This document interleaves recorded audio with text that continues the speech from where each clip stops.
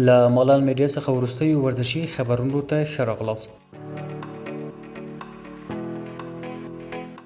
په سمنګان ولایت کې د والیبال فدراسیون له لوري د دغه ولایت د بدني روزنې او سپورټ امریت په همکارۍ د 14 لوبډلو ترمنځ د والیبال د پسرلني جام سیالۍ چې 15 ورځې وړاندې پیل شوې وې د الفت لوبډلې په اتلولۍ پای ته ورسېدې. د سیالۍ په پای لوبه کې د الفت او د لښکي لوبډلو له یو بل سره لوبه وکړه چې 3-0 میدانونو په توپیر د الفت لوبډلې په بریا پای ته ورسېدې او د لښکي لوبډلې دریم مقام خپل کړ. د یادو سیالیو موخه چې د ځوانانو هڅول، ورورولي او ورزش ته وده ورکول وو. د پای په مراسمو کې د سمنګان ولایت د ورزش د دغه ولایت د والیبال فدراسیون دولتي او غیر دولتي مسؤلینو او د دې برخې ګڼ شمیر مینوال ګډون کړی وو.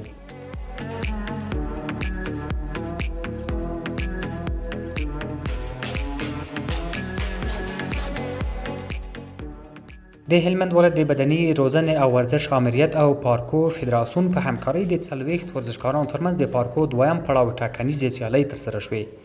دغه سیالۍ د لویانو او ځوانانو کټګوریو د 45 ورزشکارانو ترمنځ ترسره شوې چې له جملې محمد حسن احمد الله او وحید الله د لویانو او حبیب الله وحید الله او احسان الله د ځوانانو له کټګورۍ څخه د هیواد په کچه د ملي سیالیو لپاره غوره او وټاکل شول. همدارس باید یادونه وشي چې په دغه سیالیو کې د کال غوره ورزشکار وحید الله هاشمي وټاکل شو. د یادونې وړ ده چې دغه 6 کسیزه لوبډله به د هلمند ولایت په کچه په ملي سیالیو کې ګډون وکړي.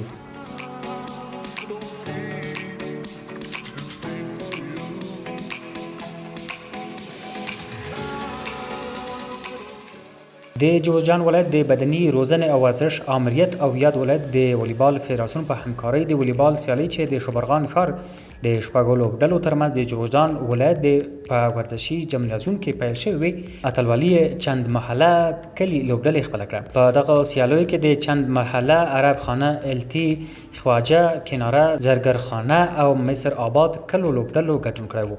د نوموړو سیالیو په پای لوبه کې چند محله لوبډلې خپلې سیالې لوبډلې مصر آباد ته 3-0 میدانونو په توپیر ماته وکړه او اتلولي یې خپله کړه.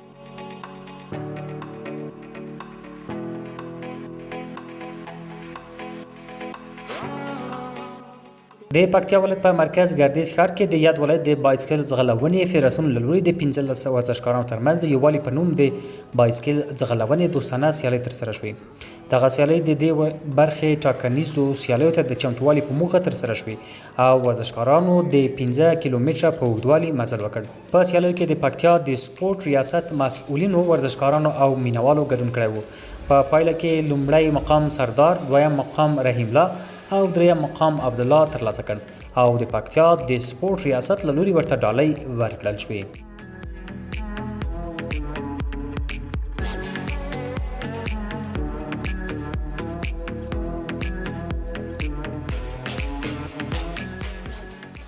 د بدني روزنې او ورزش عمومي ریاست اړوند د بوکسینګ ملي فدراسیون له لوري د ملي لوبډلې د ټاکنیزو سیالیو لپاره د کابل شمالي زون د 15 کلبونو 119 ورزشکارانو ترمنځ ټاکنیزې سیالۍ ترسره شوې.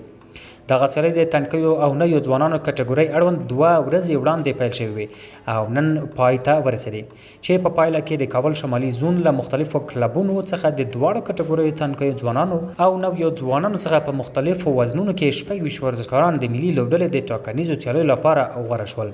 دا په داس حال کې ده چې د ملي لوبډلې د غوروي لپاره هر کال د افغانستان له مختلفو ولایتونو څخه د بوکسینګ اړوند ټاکنیزې سیالۍ ترسره کیږي.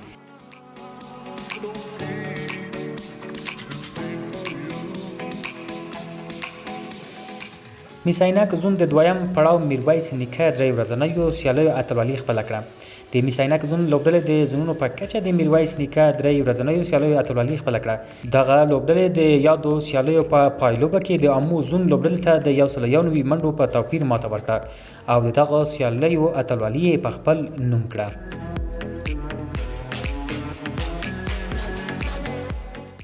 او د سعودي د یو شمېر رسنیو د راپورونو له مخې سټیون ګراډ د الاتفاق لوبډلې د راتلونکي مشر روزونکي په توګه غوره شوی دی، خو د لیورپول پخوانی کپتان ویلي چې د سعودي د ټیم وړاندیز یې نه دی منلی.